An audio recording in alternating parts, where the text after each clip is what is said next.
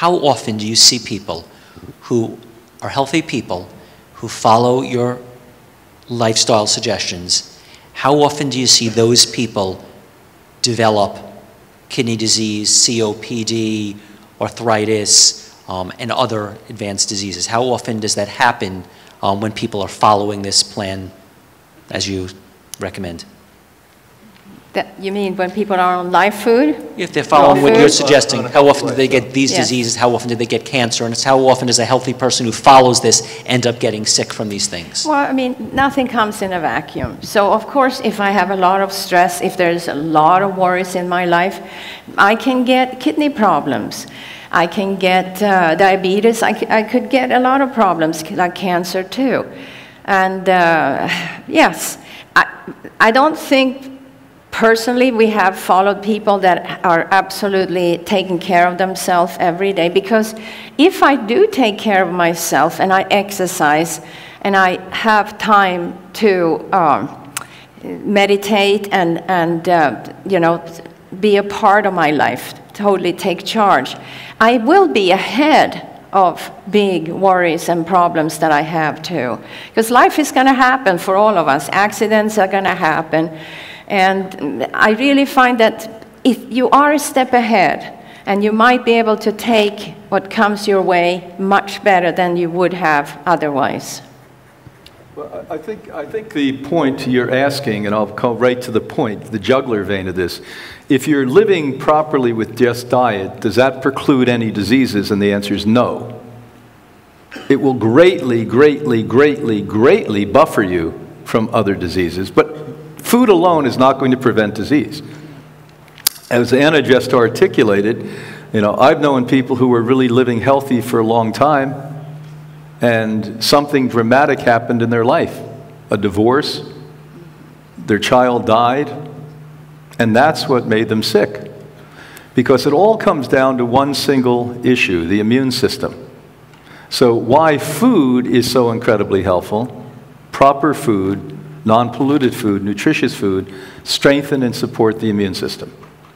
But even if you have an extremely strong immune system, all of us have a breaking point where it will become weak. Be it shock, be it trauma, be it you're next to Chernobyl when it happens. There's other factors. Be it that you somehow got contaminated. I've worked with dozens of people who were contaminated with pesticides and ended up with deadly diseases.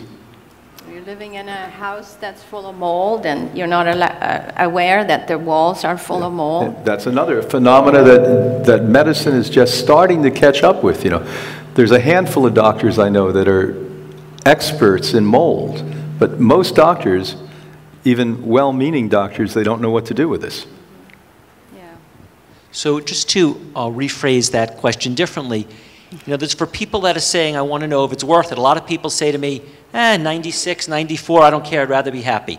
For people that are saying, wait a minute, if you're really saying that if I change my lifestyle, I can really, for the majority, you know, really seriously almost eliminate the risk of heart disease, of obesity, of diabetes. I mean, how, if we can't say that it's a prevention because there's always emotional issues and chemicals, and it's, you know, assuming you are emotionally healthy also, and you're exercising, and you're taking far-red and infrared saunas, and you're taking whole food supplements, how much benefit do you get in the prevention side if you do go this route? I mean, how much do you get? If you get a 95% reduction in heart disease, a lot of people would say it's worth the effort. If you only get, you know, 5%, some people might say, I'll keep eating French fries. Well, I'm not going to give you a percentage, but I would certainly say it's much more like 95% than 20%. It's certainly close to that because there's so many factors. But let me put it in perspective. If you have people who have advanced stage 4 diseases, and we've seen thousands after thousands after tens of thousands of people recover from those diseases, obviously it must be extremely preventive. And you know, what's really odd for Anna and I, now who comes to the Institute, not only the ill people, but well people. And, you know, we've been so used to our whole life being in this heroic setting, you know, oh my gosh, that person was told they're going to die. It's sort of interesting. We have to relearn how to deal with healthy people. But as my good friend said to me years ago, a physician who was one of my mentors, he said to me, act as everyone is ready to die. They all need the same thing. I think that's true. Yeah, and I think the more that we can get educated, you know, and that's what this conference is about, to educate people, to be more aware, and to know that we have choices. Because, you know, you go into a supermarket, you think that's the choices you have, and somebody made those choices for you. And the more you realize, you don't want to buy things in cans, you don't want to buy things in paper boxes, even though your kids have seen the ads on TV over and over, and there are toys in it or whatever. And you know, you want to start using foods like they were meant to be, and you will feel it. You know, a funny story, we have a garden at the Institute, and our son, who's 17, is the only one at home, and we were walking around in the garden, and he picked up some of the vegetables, and there were some carrots and other things, and he just washed them right there, and he ate them. And you should see his face light up, and he was like, wow, what a difference. Yeah, because now you have the energy, the electricity, you got it right out of the soil.